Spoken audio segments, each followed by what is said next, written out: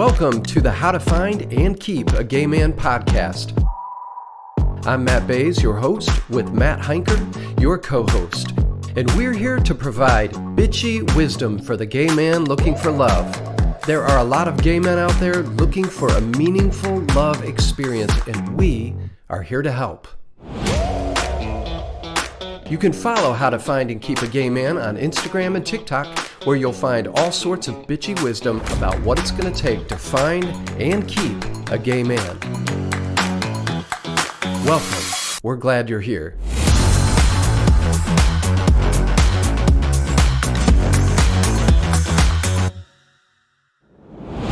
Okay, good. Somebody sent me a new Callum Scott song as the story goes through the music video. This is a gay boy, and it keeps coming back to the parent, the mother, the father. Listen, it's a touching sentiment, but it keeps saying, I love you no matter what. And I have a reaction to that. No matter what. This is something that we say to murderers and drug users. Yes. Like you did something awful. I love you no matter what. Am I being oversensitive? You're really not. It's really funny that you say that, because I literally was with my beloved therapist this morning because I practice what I preach. Hello.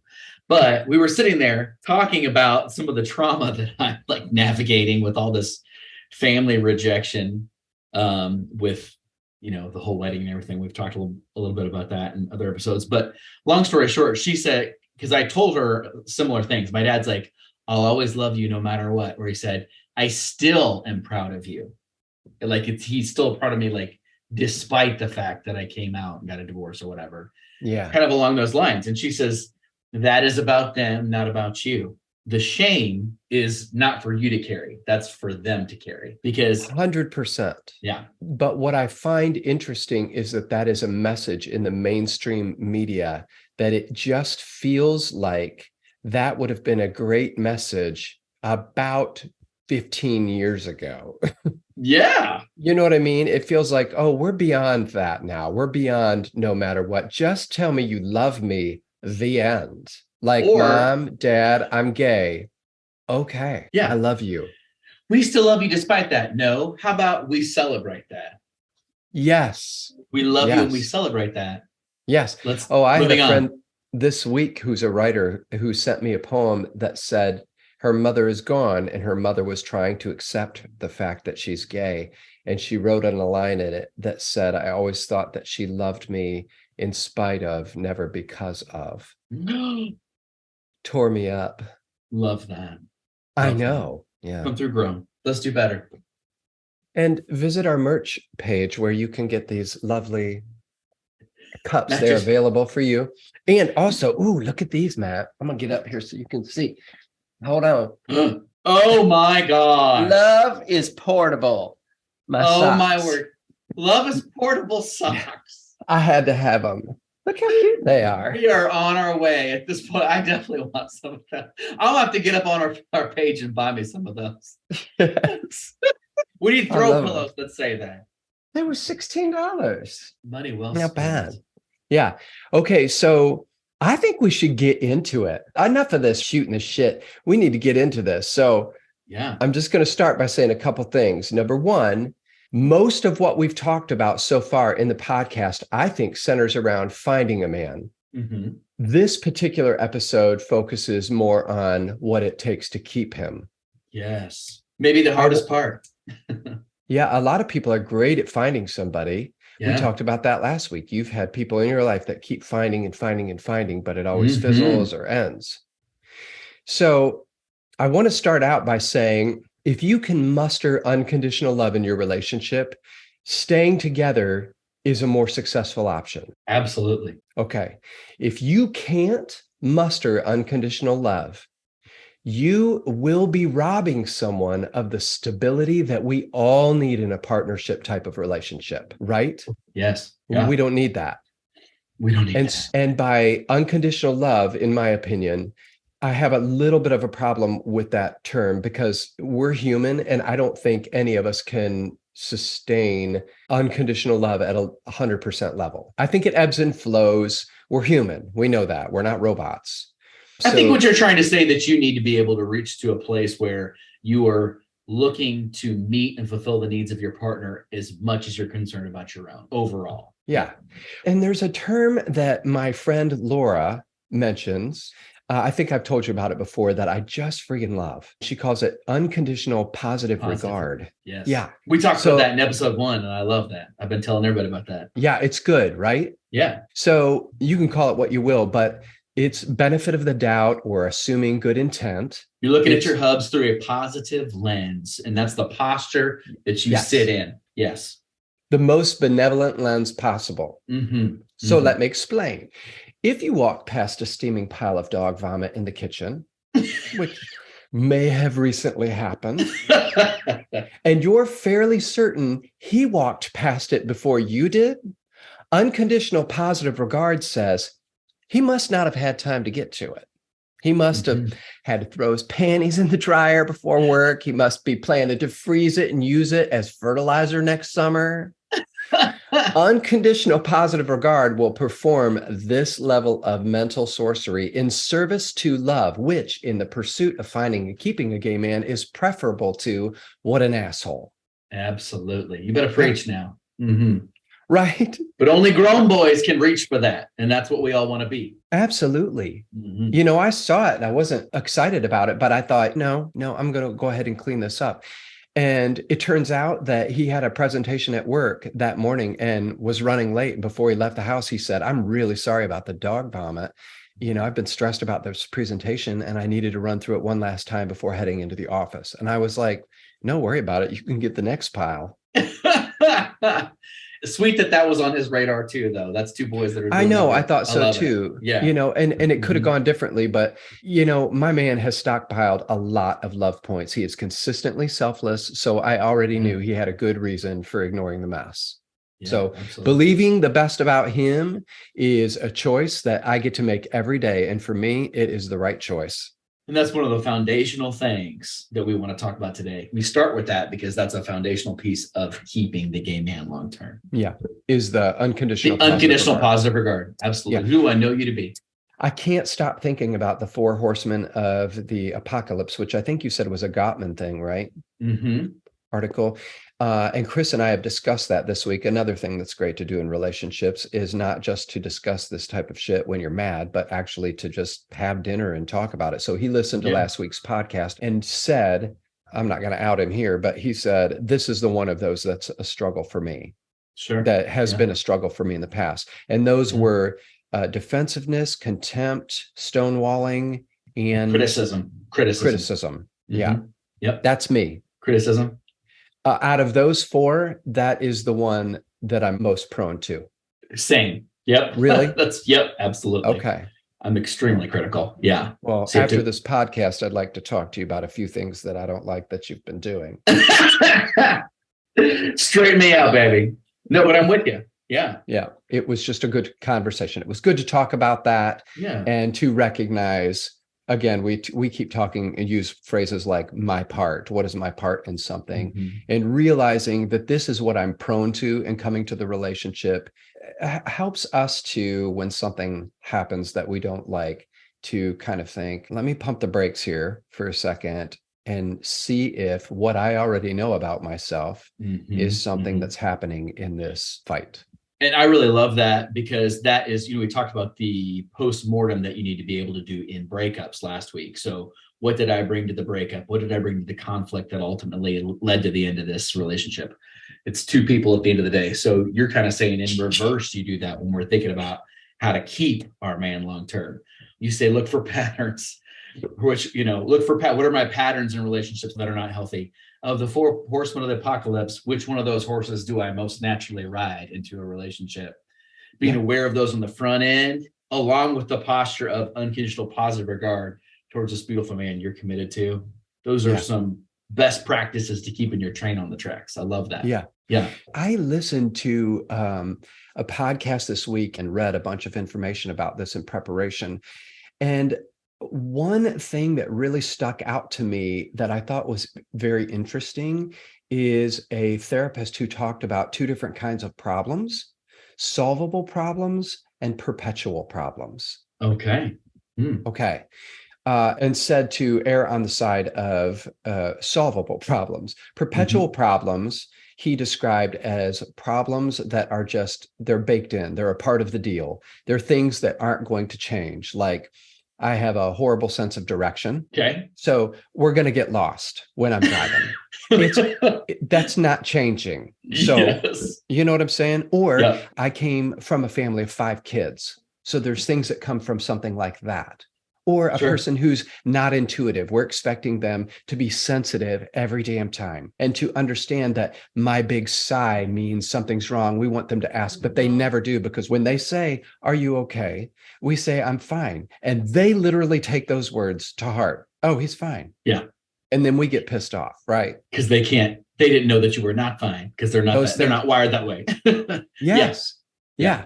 And he said you can manage these, but not solve these. And the trouble comes when you try to solve these kinds of problems. Okay. That's So, interesting. Yeah. but then after he said all that, he said, and I mean, there are only so many things I can care about. I mean, maybe it's time to stop caring about the little things. And I resonated with that big Yeah. time. I Yeah. loved that idea because it's like, I don't want to hear you talk about him not putting the lid on the toothpaste. Oh my God. It's so funny that you say that because I was literally sitting with, I'm not a life coach. Maybe I should try to get my license as well because I've got people coming out of the woodwork for me to discuss their issues with them.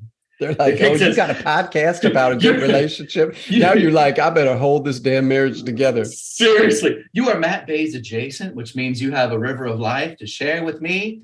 Okay. So meet with this dear boy this morning who's been in a relationship with someone for 6.5 years and talking to me about some major. He was like, "This is an emergency. We need to meet. I need to really try to figure out how to move forward. I want to talk to you about what's going on."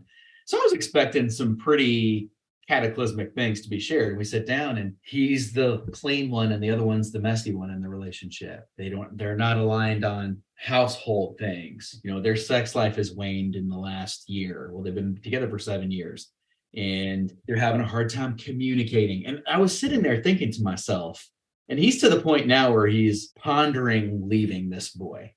And really, everything that we talked about today, I would put under the solvable category. But this poor man is on the verge of giving up over what I would say are solvable issues. And so I think Yeah. that us being aware of where to categorize them, being mature enough to figure out how serious these things are, I think is a really important part of the process. And it's amazing to me how easily we give up. When we talked about how cohabitating gay relationships are 3 times more likely to break up statistically in the US than straight. So I think that we have arrested development from all the stuff that we've gone through. Maybe we haven't healed or done our work. We've talked about that a Yeah. million times. So we get into these parts of a relationship after we've been together for a while that, if you're with someone for years on end, you're going to go through rough patches. Yeah. So when these problems start to rear their ugly head, are they really that serious? Do we have the right posture in dealing with them?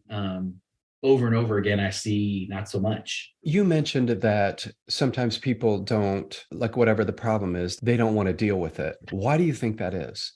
If you're really going to solve a problem in a relationship, that means that you have to look honestly at your part in the conflict.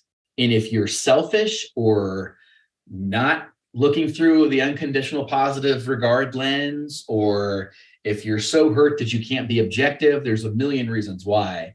There's going to be some obstacles that present themselves that prevent you from really being able to look at that honestly. And I think that you have to have a level of humility and you have to be willing to put your back into fixing the relationship, even if it costs you a little bit of your ego, and I think a lot of us are terrible at that, Okay. Okay. is my 2 cents on that. Yeah. I was going to say, I also think that sometimes if the relationship has enough history, that people have established these kind of ruts, Sure. that they naturally just gravitate to. And sometimes they can't find their way out of those. And if Mm-hmm. something's happened too many times already, they kind of expect, oh, it's worthless. It's not going to happen. It's not going to change anything. Yeah. And I think that is one. And then also, I think sometimes people are just afraid of confrontation. Oh, for sure. Yeah. Like I don't want to upset the apple cart. So I will just deal with it. Listen, this is what we call projecting. This is what I do. Yeah. Yeah. I hold on to things. That is my go. I don't anymore. I really don't. I've had so many people that I've worked with say, you are so good at confronting an issue. And it was like when somebody said that to me for the first time, setting boundaries, that kind of stuff, I was like, Yeah. I felt like I had arrived because like you do it effortlessly, and it was not something that came natural. I would stockpile the things and Yeah. I would think it's not a big deal, it's not a big deal, stuff it down, and Mhm. then I would explode. Erupt. Hmm. Yeah, Exactly. Yeah. and usually I made no sense when I did that, because listen, some people can pitch a fit and be so cool and say all the things they want to say, and when I pitch a fit and start trying to say all the things, nothing makes sense. When you're trying to open the library, you just don't read too well, huh? No. Oh, I've thought about that in RuPaul when they're like, the library is Yes, open. I open. would be like, Reading is fundamental. you're all ugly. Like, Well, and I think that that speaks to relational dynamics. So the less dominant person in the relationship would be afraid of communication because they're not sure that they're going to be heard or have the words. The reverse is true of the other person. So like I have to be careful not to read a bitch to filth. You know, I've got I have to hold back, you know what I'm saying? But I yeah, think it's all attached to ego. You cannot be too proud to be wrong, too yeah, proud to say you're sorry, too proud to put yourself in someone else's shoes and think about how you might be have affected that situation in a way that was not positive. We've got yeah, to be over our egos enough to do that, you yeah, know, which is not always easy for whatever reason, you know. yeah. And humility is not just about not being an asshole. Humility is Oh no, also about finding the courage to confront absolutely. and caring enough in your relationship to realize this is a problem that's going to cause us more problems if we don't deal with it now. So even though I'm afraid, I'm going to get the fuck over it, and I'm going to address this so that we can be better together. Love it. I Yeah. think I want to make a blanket statement to all the people who are listening to this and saying, if you say we're just not communicating well, you have more work to do. I hear that over and over and over again. If communication is the issue, that is going to rear its ugly head in the next relationship in a different way if you don't figure out how to bridge that gap. And Yeah. it, to your point, that goes out the window if you're not with a good match, if the pair isn't good. We're not Yeah. going to negate that. But if you were somebody that you've got history with, as to your point earlier, that you've had a good run with, that you historically have had a really strong relationship with, you go through a rough time where you're not communicating, you have to sit down and figure out how to move through that. That is Yeah. under the solvable category, Yeah. despite how hard it gets at times. Yeah. So, Matt, with this being a two-part series, we talked about breakups. Now we're talking about better together. I know that there are people that are wondering, like I have before, is this worth it? When do I know when to take this off life support and let it die, or Yep. when to keep fighting for it? And you know me, pairing is a huge part of that. Parenting's huge. Is this a relationship that merits figuring out? Well, along those lines, I did a little bit of research, Oh, good. and Psychology Today helped us ask that exact question. So, signs that the relationship is worth fighting for. The first, and what they said was the most important, was both, keyword both, are still willing to work for it. We Mhm. talked about that a little bit last week. In a relationship, if both people are not committed to moving forward, you can't really do much. Both Yeah. one can't do all the work. Okay. Yes. Yeah. So sometimes that alone is the barrier. But both, if both are still willing to work for it, that's step one, probably the most important part of it. Just before you go on with that, because I love that point, because I had a moment where somebody looked across the table at me and said, are you willing to change? And my response was, I am not. Okay. Yeah. Yeah. It was honest. Yeah. It was honest, but there was a point where I was done. Yeah. And the truth was, I didn't want that relationship anymore. And I Mhm. said those exact words. I am Mhm. not willing to change. Yep. Now, that might seem like assholery. At that time, I knew that this was no longer a good relationship for me. Mhm. And so I needed to just be honest. And I Mhm. think that point is honest. Are you actually going to work on it? Or are you going to say that you're going to and not do it? Nobody wants that. Are you going to say you're committed to going to therapy with this person and half-assing it? Yes. Yes, exactly. Yes. Yeah. Yeah. Yeah, both have to still want to work for it. Yeah. Period. Yep. Number two, the thought of separating is unbearable. Me apart from this person is something I don't want to imagine. Number three, neither one of you wants to be with anybody else or can't picture yourself with anyone else. Now, I think number two and number three are good things to ask yourself. The tricky thing here is I think that if you are codependent, the answer to these two might be no, but might not be coming from a healthy place. If you don't have enough self esteem to believe that you deserve better than what is happening now, and if you separate, you're a person of worth and will find someone that will love and honor you the right way. You can't picture yourself with anyone else because you're so far up this dude's ass. I think that can go negative. But I think Yeah. in general, if you both are willing to work for it and you really can't imagine being with anybody else, don't want to separate from them, those are important things to be aware of. Yeah. Yeah. Is that all of them? Nope. Number four, you're both, we just talked about this, you're both willing to apologize. Love that. So in conflict, you both are not too proud to look for your part in it, apologize for how it affected the other, move forward better and different. Matt, like when I hear that one, I think, You're really? like, duh. Yeah. I could No. not have done one thing to Chris. And if I accidentally made him sad and it was him taking it all wrong, I Mhm. would say, I'm sorry, because I'm sorry that that happened to him. Who the hell? Oh, it was like Fonzie in Happy Days back in the 80s. Remember, he was like, I'm like he couldn't say I'm sorry. I'm Yeah. like he couldn't actually get the word out. Yeah. Fonzie was notoriously single for many reasons. That's one of them. He's sleeping with everyone now. Well, yeah, I mean, but when you have the four horsemen of the apocalypse running around your house, you got contempt and stonewalling. You're miles away from being humble enough to say you're sorry when you need to. Yes. So, that might seem like a baseline, and I don't disagree with you at all. If you cannot say you're Yeah. sorry, you're not going to have a happy relationship. I'll tell you that. Yeah. But you got to be aware of that. The last few, trust is still there. You still inherently trust this person. Unconditional positive regard. Unconditional positive regard.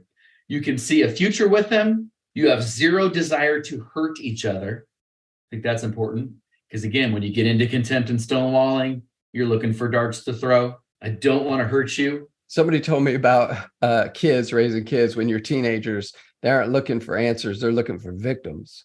For real. And I For think in real. that way, that's exactly what that is. Like, I actually want resolve here. What did that one just say at the end? You don't have any desire to hurt each other. Yeah, you don't have any. I'm not looking for a victim here. Absolutely. I'm Yeah. looking for an answer. I don't want to hurt you. And then lastly, your core values and hopes for the future still align. So we're on the Yeah. same page about what we value, not only in our relationship, but in our home. The Yeah. future looks like this. We're on the same page with those things. It's not Yeah. one of us wants to move to Europe and the other doesn't have any desire to. Yeah. We're on the same page with where our life is going and what we value. Yeah. Yeah. That's good. So I'm thinking about people who would be listening that would think, I'm bored. There's no passion. Oh, yeah. Does that mean this is not my person? Does that mean it should end? And I would say, no. I mean, if we want to talk about bitchy wisdom, I've got some pretty strong feelings on that. I think if you're a person who says, I'm in a relationship with someone that is a good match for me, but I'm bored and there's no passion. Well, that means that one or both of you have not tended to the garden every morning. If you lose the connectivity emotionally in your relationship, Yeah. one or both of you has not been putting each other first. Yeah. And that's not meant to scold you necessarily. It's just a wake-up call. If Yeah. you are looking at your spouse through unconditional positive regard, looking to meet their needs, looking to see and hear them every day, things aren't going to be perfect, but you're not going to completely lose your sexual intimacy. You're not going to be bored with this person Yeah. if you're in vibrant relationship with them, but that takes daily work. Yeah. Most of us are not good at that, you know? Well, and listen, all of us would want to sit and scroll on our phone Yes. and not really realize that that other person is sitting across from us, waiting Yeah. on us to put it down. And a lot of Absolutely. times we have that quickening moment, that moment in your spirit where you're like, I should put my phone down. But there comes a time where that choice is like, where you're like, nah, I'm just going to Yeah. this is what I want to do. And that is a moment that you've decided. Mhm. That is a So movement away. it is. Yeah. It is. Yeah. Yeah. So look, we know what to do. We know what the answers are. And sometimes I think it's just a struggle for all couples to Sure. make the right choice, and not to make it 100% of the time, but most of the time. I think us as humans, we're naturally going to gravitate towards what is easiest. Yeah. It's just how we're wired. Yeah. It doesn't make us bad, just makes us human. But being aware of that tendency is Yeah. important, because you've got to be tending the garden every Yeah. day. Yeah. And when that person gets up the courage to say, hey, could you put your phone down? I want to talk. Not to say you're on your phone all the time. Oh, How preach now. about this? How about like, oh yeah, I'm sorry. You're right. Yeah. Not like, what do you want to talk about? See? And someone who responds and says, darling, I'm all yours. Instead of, you're on your phone all the time. What's the difference there? Ego. Yes. Yeah. Ego. I am not too far up my own ass to admit when I'm wrong, or to reach for my spouse or my significant other when they ask for me. Period. I love these real life scenarios. What if the person across from you, you say, can you put your phone down? What if the person across from you says, hey, I got to get this email out. It's really important that I get this email out. I'm sorry. Can you just give me 3 minutes and I'm all yours? Boom. That's called compromise, folks. Yes. Grown ass men. Grown ass men. We're going to be some grown ass men. That's what we call compromise, which is also beautiful. Yeah. Mm-hmm. I love it. Yes. I love being married. I do. I wish that this kind of goodness that I'm living in right now, I wish it on all of our listeners and all of the people everywhere. Yes. Yeah. And after Valentine's Day, honey, I was going to say something about Valentine's Day. What were you? Well, I was just thinking, Valentine's Day, you know what it is. It's like Single Awareness Day. Yes. Well, here's what I'm just going to say. This is our little intermission about Valentine's Day. It's 3 days after Valentine's Day. Yes. Valentine's Day means absolutely nothing about who you are. Okay. That's all I wanted to say. Well, because, you know. It is not a testament to your self-worth. It is not. And some people hate it, and you shouldn't hate it. People are expressing love. Oh, Chris didn't get me a Valentine's Day present. Or a card. Oh, dear. What did he get you? I cannot talk about that on this program. No, he scheduled dinner at a restaurant that I love, but he didn't get a card. Now, listen, the man buys me random gifts. Shit shows up here out of the blue, and he's like, oh, I just wanted you to have this. So I don't need the man to get me anything on Valentine's, except, yes, I do. So after he didn't get me anything, a day later, I said, hey, I'm gonna need a Valentine's Day present. It doesn't have to be expensive. $20 is fine. And I would like something written down on something somewhere. And he goes, okay. So, okay. Well, that's because cute. I think, like, I'm not gonna bitch about it and tell everybody something bad, because the truth is, I love him and he does everything for me. For sure. I ain't mad at him, but I wanted something. And you communicated that in a way that was nice. A nice way, yes, of course. This is how it's done, darling. Mm-hmm. So I come home and there is 2 eyeliner pencils, because I've been flirting and exploring my guyliner for the first time in my life. And he got me 2 new pencils from my makeup collection, which now consists of 3 eyeliner pencils. And then he got me a bag of Twizzlers and a nice card and wrote really sweet things in it. And I was like, oh, I was That's just all you wanted. That's all I need. Happy Valentine's Day to me. That's real cute. Yes, then things got explicit, and that's for the next podcast on harnesses and leather. Lord. Sex 401, honey. Swing to your heart's content. Yes. We're going to have to draw diagrams for that one. Communication is key, but that's still unconditional positive regard. He didn't give me Valentine's Day present. He's got his reasons why, and I'm fine with it. Now, and what allowed you to receive that with grace is because you're both putting your back into the relationship. You just said on a daily, this man is considering your needs, in tune with you emotionally. Oh God, but, you he's know, bringing me breakfast and my absolutely. So coffee, and you get to a point where when things are so flowing that way that you don't need all of these extra things to remind you that somebody thought about you. But it is something that I like, but I communicated it in a responsible way. I'm not going to go bitch to people at work about how my man didn't even think about me on Valentine's Day. Like, yeah, I'm not 22. And that allows you to stay in peaceful space, which is also good for your relationship. I love it. Yeah. It's a full circle thing. Yeah. Hey, listen, one thing that I wanted to say, I've said this before, I really believe it's important. There are some people who are not sure whether or not they should end a relationship. I've had people come to me and say, our relationship is kind of boring, but we get along really well. Yeah. And we don't know what to do. And I've had the thought in my head, oh, honey, there are much worse things than boring. Yes. That is not a telltale sign that this relationship should end. Maybe you're both a little boring and need to look at ways to spice that up. Sure. Here's what I say, and I really feel this deeply. If you have been having a difficult time in your relationship for 6 months or even a year, give it time, get help, and see if you can move the ball down the field. I just used a football metaphor. Look at you. Wow. I know, I'm a man. But if you have been in perpetual chaos for 5-6 years, for 10 years, and it's just not changing, it may be time to reassess. At the end of the day, I think I really do believe we're better together. Sure. If we can figure things out. If you're living without chaos, we don't like the C word. Conflict and chaos are different things. Yeah. But if you can get into therapy and you see your partner sit across from you and in a way that feels legitimate, say, I want to make this work. What do I need to do? I think you've got a good person on your hands. And if you're willing to return that phrase, then we've got the main component that you need to work through things. Both are willing to fight for it. Well, and that's when I come back to, do you want to be with the person that you're with? Just be freaking honest. And do they want to be with you? I don't want to be with somebody who doesn't want to be with me. And the person that I'm with deserves for me to want to be with them. Don't just put up with them to the day you die. Set them free so they can find somebody who will actually love them. Sure. Do you think there's anything to, just try to follow me here, but I remember when I first got together with him saying, I hope this relationship lasts 10 years. And I was like,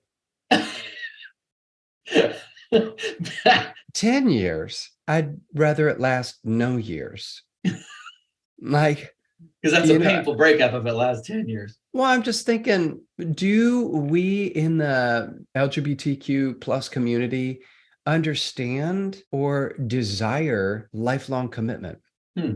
I think that's an important question you've got to ask yourself, because what we want, what we're trying to help people find in this podcast is really along those lines. Like, you are clear that you want to find and keep a gay man and hopefully be with him forever. Yeah. We realize that not everyone is going to have a lifelong commitment. We understand that that's not always going to happen. It hasn't happened for us. Yeah. Not yet. Yeah. But we do believe it's the better way. Yeah. At the end of the day, we do. I am in a place now, again, so much of this is still, in all fairness, new to me, but I'm conscious of the fact that I'm in a relationship with a man that I can't imagine being apart from. That's a really good place to be, isn't it? It is. And so for me, it's not like I hope that we're together forever or I wouldn't mind it. I expect that we are, and it's what I want. And I'm conscious of the fact that I am better as a person with him, in relationship with him. I think we make each other better, and we are here to love and care for each other and enjoy our life. And we will, as long as we're both, you talked about the gentleman in one of the podcasts that said, At the end of the day, you have to be a person who is worth being married to, or a good person to be married to. Mm-hmm. So I think that we both are committed to being that for each other. And if we are, it's pretty clear that we're going to have a good life. And so let's reach for that. Mm-hmm. Because what we know from all the statistics is it's what people actually want. People on the apps, they're looking for the next long-term to forever relationship, says the global leadership guy with OkCupid. That's what people want.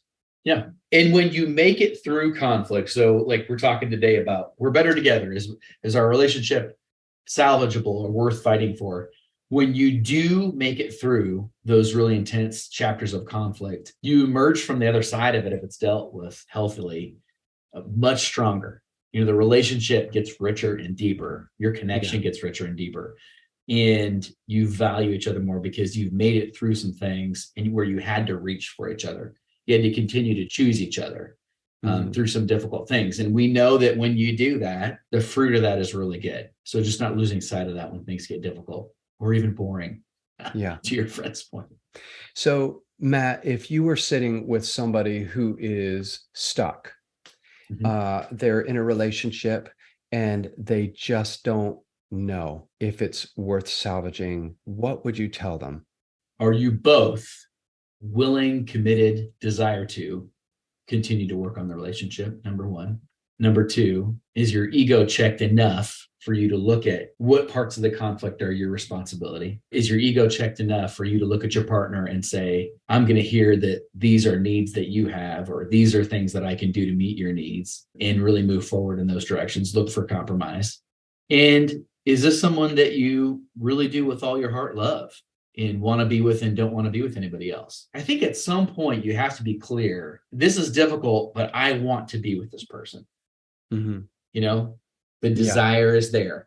I'm not just still here because we've been together for this long, or it seems like the right thing to do, or I don't want to be without a boyfriend. Like, you at the end of the day have to be like, you know what? I love this man. I want to be with him. At the end of the day, that's what I really do want.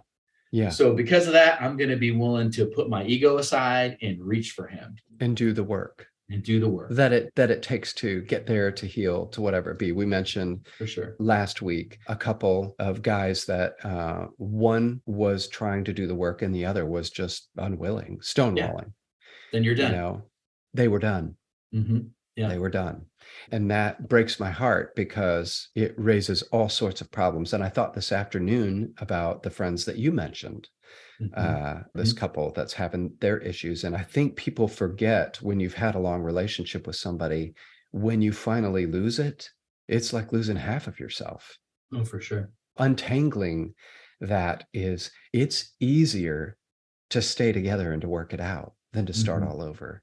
Unless you are in a very dysfunctional relationship, you're living in chaos, this is a really bad pairing. The better option, in my opinion, and I say this without any question, for me, the better option is staying together. For sure. Unless you can't. When we first started this podcast, you said things like, I had become mentally ill. It had gotten so bad that I could not share a bed with a woman. We're not talking about that. No, we're not. But if you're arguing over how organized the spice drawer is and throw pillows, and he throws his clothes on the floor, and we're not communicating very well, and the sex has slowed down, get your ass in therapy. You've got work to do. Those types of things can be overcome if you're both willing to work on the relationship. And if you're not going to work on it in this one, you're going to work on it in the next. Exactly. That's the thing, is you're going to be dragging these same damn issues into the very next relationship. I've done it before. Absolutely. And it's like all of a sudden you're in the next relationship and it's the same thing. We've talked about patterns plenty. And you're like, what is the common denominator here?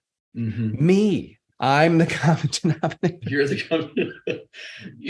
I'm the problem. You said in one of our first episodes, we were talking about soulmates, and this is kind of stuck with me. You said, I just love the idea of the rom-com where we have the meet cute and we fall in love and happily ever after. And I think that we all want that to some degree. We see that as the ideal. And I couldn't agree more.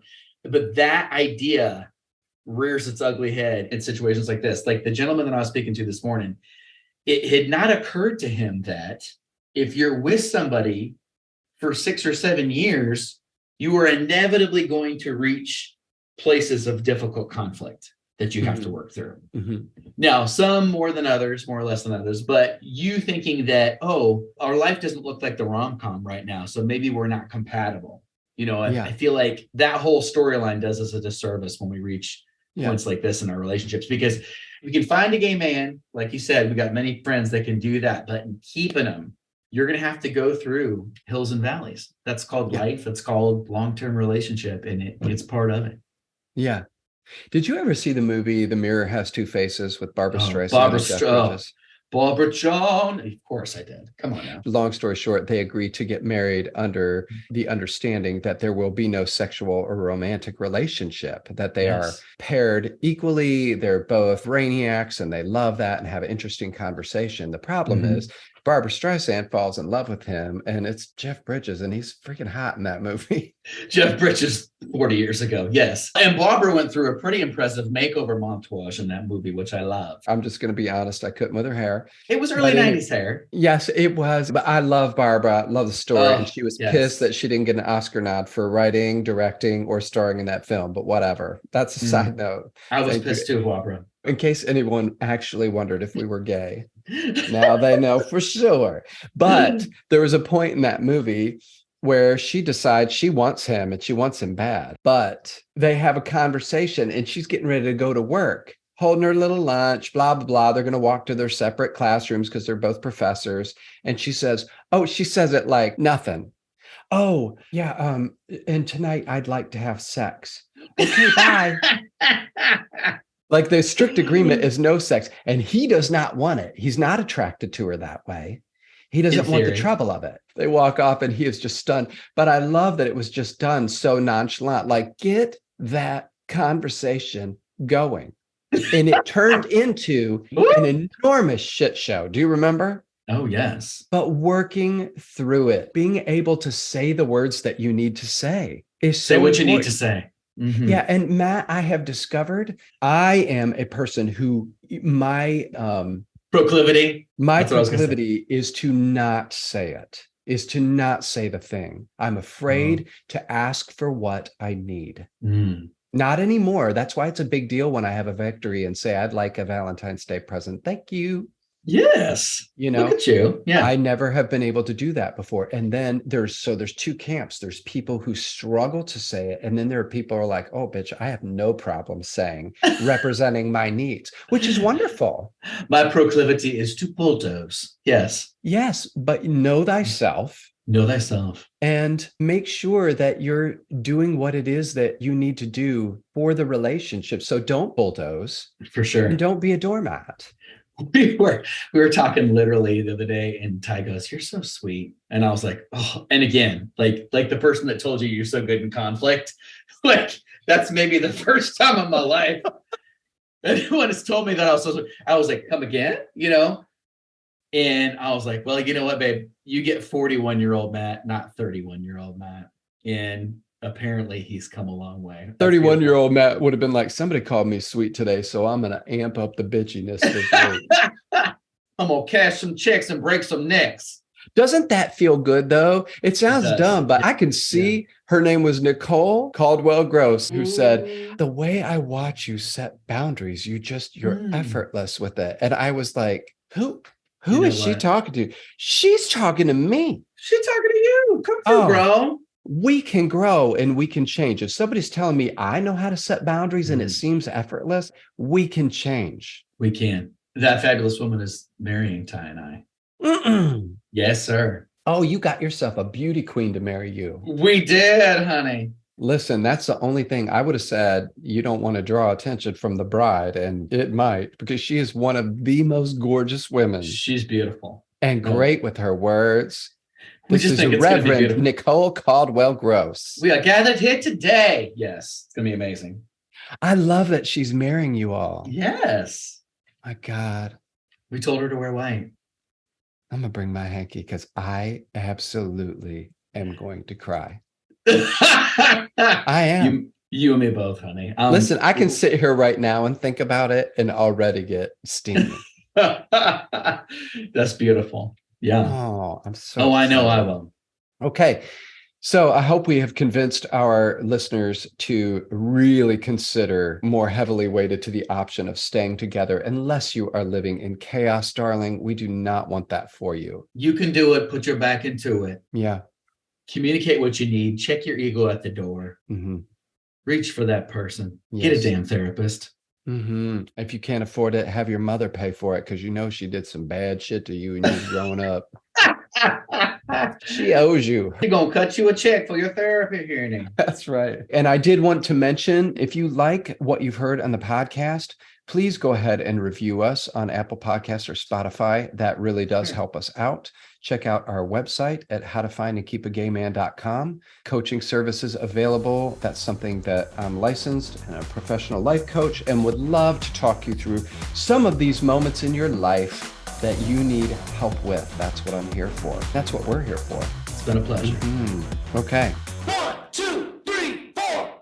That's it for us today. For more bitchy wisdom, follow How to Find and Keep a Gay Man on Instagram and TikTok at, you guessed it, How to Find and Keep a Gay Man. And until we meet again, get a therapist, don't be an asshole, protect yourself, call your mom, and remember that you deserve a meaningful love.